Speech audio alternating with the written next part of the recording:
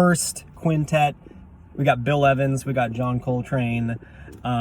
Plus this is, and you lived in New York City. Absolutely. Right, so I Absolutely. feel like this is just Derek. I do not have this. But it feels like something I should have already. So, yeah, that's a great one. Yeah. That's a great one. So, have you listened to this before? I have it too. Okay. Yeah. On CD or? On vinyl. Oh, okay. Yeah. So, I don't know if it's the same on vinyl or not. It probably is, and it's kind of an old school printing. But if you start at the very beginning, it starts kind of in the middle of the set. Yeah. Okay. Yeah, because it's basically a recording of a jazz party that they had at the Plaza right at their peak. Right. And it's so interesting because it's like a snapshot of amazing jazz and musical chemistry, which is kind of the beauty of live jazz albums, right? Yes. And like another thing that I love about vinyl is you have these little mini history lessons on the back. Absolutely. So, these are the things that you don't really get on the streaming platforms, and it's a tangible thing, right? And you put this on and you hear the crackles and the pops, and for a second you're at this amazing jazz show. Cannonball Adderley's on here. Oh my god, yeah. Great album. Thank you you, go. sir. This is a good one. This is a good pick. You probably have this next one. Ooh. But so I know that you are in a Grateful Dead kick right now. You probably have this, but this is Live Europe. Little trivia. I have 0 Grateful Dead albums. Yes! 0. Yes! 0. So those were your fingerprints. They were my fingerprints. Yes, they were my fingerprints. I saw a shot. I was walking through the rock section and I saw that somebody had opened up the Grateful Dead section. I was like, that's Sean. I think it's Sean. I've been here. You smell my tracks. So if you know anything about the Grateful Dead, they're known for their live shows. Right? I mean, they're the live band. You go on tour with the Grateful Dead all around the country. And this was the first well-known live album of the Grateful Dead. This wasn't the first. The first was called Live Dead, but this was the one that essentially put them as a live recorded band on the map, to the point where they actually asked their recording engineer to pioneer a new way of recording live, direct in to the microphones. Oh yes. And this was the second one. And if you see the documentary on the Grateful Dead, this has some amazing stories behind some of these live tracks. But this is a 3 record album. Damn! All right, went big. Yeah. Well, I mean, Grateful Dead shows are 3 hours long. So yeah, sometimes. So there you go. Awesome. I'm very, very stoked for this.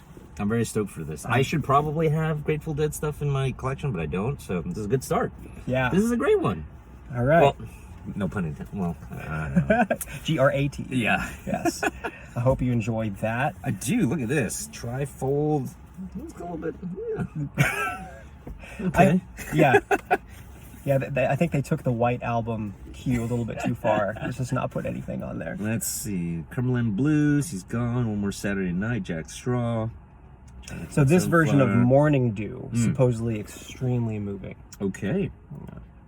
All at the Lyceum. Oh, no. It's culled from a few different shows. Okay.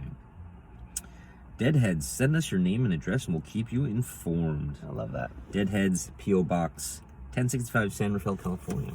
Local. Awesome. Well, thank you, sir. This is great, honestly. You're welcome. I hope you like it. Oh, I'm... Duh. Yeah. All right. Awesome. Okay. So, let's see, where do I start here? Okay, I'm going to start with just a classic, because this isn't in my collection. Ellington Coltrane. Oh, yeah. Right? I mean, in fact, when you look up John Coltrane on Spotify, the song that comes up is In a Sentimental Mood, I believe, the first one, which is kind of a bummer because it's not his track, it's Duke Ellington's track, but this is just a great vibe. It's chill John Coltrane, he's very abrasive, and I'm going to make my statement as a saxophonist, as a musician. This is kind of I'm going to lay back, I'm just kind of do some tender stuff. I don't know, do you feel the same way? I haven't really listened to this album extensively. Ellington... Yeah, I mean, it's a great album. Yeah. It's a great album. I mean, all Ellington's stuff is just... It's very magical. poppy. Yeah, He's from the swing era. Yeah. So that's what I would probably say. It's not so much... Well, I mean, you can talk about Coltrane, getting, crazy Love Supreme stuff, but this is Coltrane playing the standards and playing them well. Yeah, Right. this is like accessible Coltrane. Oh yeah, right? absolutely. You could put this on and chill in the background and have dinner. Yeah, absolutely. It's not like, oh, he's taking me. This is crazy Coltrane for places. everyone. Coltrane for and everyone. it belongs to everyone. Yeah. Yes, absolutely. Absolutely great album. I had that on CD, of course, too. I'm glad. I assume you had this on vinyl. Yes. Okay. Yes. I almost got this for you, but I assumed you had this one. Yeah, some of the, the seminal ones. Yeah. Although, like, I should have the Grateful Dead ones by now, but... Sometimes it's good to veer off, get the waterland of the world. Sure. Yeah. Sure. Good album. All right, Good album. so Good that's, choice. That's number one. Okay. Another classic that I got that I was actually inspired by your list, but it was also on my list. But I went to the country section upstairs and I got Willie Nelson's Stardust. Yep. Mm-hmm. Right, and he's a Classic. great songwriter and everything. But this particular album, he did lots of pop songs. So he got like Georgia on My Mind, Stardust. And he's basically doing a whole bunch of stuff that's not in his catalog, and also produced by Booker T of the Booker T and the MGs. So kind of like a soulful Willie Nelson. Did not know that, but yeah, that's a good one too. Yeah, That's a good one. I'm a fan. Wait, I'm excited for you to get into, I don't know, if you ever start to get into country and western. Yeah? Because I feel like I'm buying a lot more country western now. Like what sort of stuff? Like classic country, I hope. Yeah, no, there's no Carrie Underwood, there's no Taylor Swift in there. But not that they're bad artists, but like, I don't know, Patsy Cline, a lot of Hank the First. Hank Williams. Oh yeah, Hank Williams the First. Merle Haggard, that sort of stuff. Ever get into Earl Scruggs? I just bought an Earl Scruggs album. Oh, wow. Swear to God. Oh, man. Live at Carnegie Hall. Oh, wow. You had me at live. Live at Carnegie Hall. Earl Scruggs and Flats. Yeah. Yeah. Yeah. I've been getting into a folk and country mood lately, and so, but like classic folk and country stuff. So Willie Nelson, top of the list. Dig his stuff. Yeah.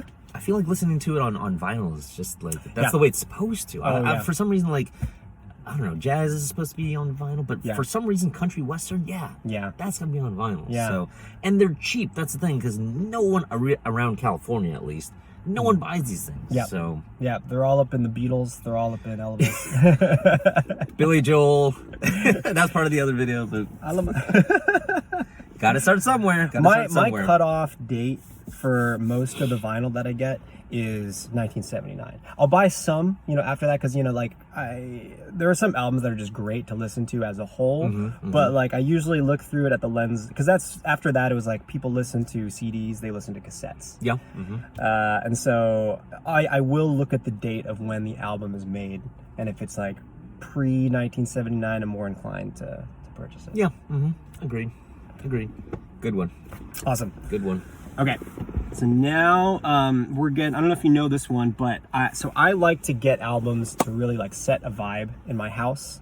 So sometimes if I'm listening to if I'm in the mood for like music exploration, I'll put on some crazy Coltrane, but it's usually just me, we don't want to put like some Love Supreme on in the background while we're having dinner, because it's just like, what is that? Mom's like, who is this? Who is this? Yeah. So along that is this group called the Ramsey Lewis Trio, and this is a genre of jazz called soul jazz, and soul jazz is like very accessible jazz in the 70s, not like Muzak elevator type music, but this is just kind of got some more like grooves to it. It's not so like avant-garde, and this is my favorite album that I've heard of theirs. I've been looking for it everywhere. All right. Actually, I think it's just gonna be cool just from the album art. I mean, I know. You know that it's gonna be funky soul-y, like just looking at the album art right there. I mean, album art, a lost art. I mean, like, it's just such a shame that this would be lost on like a tiny little thumbnail, iTunes thumbnail. It's true. And okay, speaking of album art, so you're good with segues too. Okay.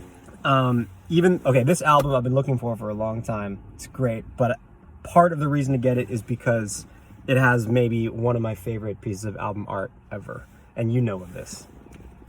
Oh my goodness. Yeah. Okay. I mean, this is just a classic right here. Miles Davis, Bitches Brew. Opposite of what we just showed, because this can be fairly out there sort of listening. But we got the classic album art by Mati. I mean, look at this. This is just gorgeous right here. Gorgeous. And this is Folds out, Miles I believe. Davis. What's up? Does it fold out? It does fold out. Yeah. There we go. I mean, this was in prime condition. Yeah, and the back's cool. Yeah. Yeah. Do you have this one? No, I do Yeah. not. Yeah. Does this cross the line? Yeah.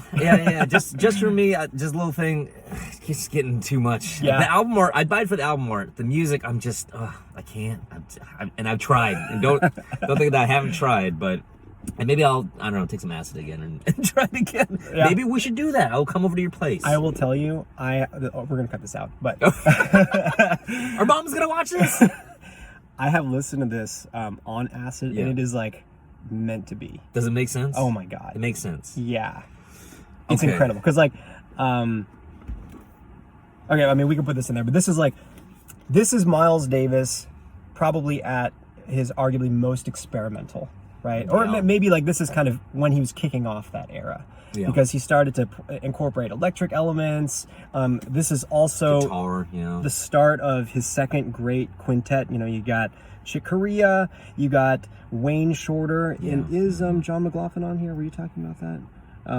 Anyway, the lineup on here is fantastic, and this was just like a groundbreaking album, not only from his musicianship wise, but also like a production standpoint. But yeah, anyway, to answer your question, I put this on vinyl for that purpose. I'm like, okay, this is really tough to get into, and then putting it on, I'm like, I get it. This is a journey. Okay. An awesome journey. Okay. But I was the most stoked to get this one today. That's an awesome one. Yeah. Just looking at it. That's beautiful. Yeah. That's gorgeous. in this guy. Very nice. And that is what's in our bag. Awesome. That was fun. That was fun. That was fun. Dude, we need to start like a podcast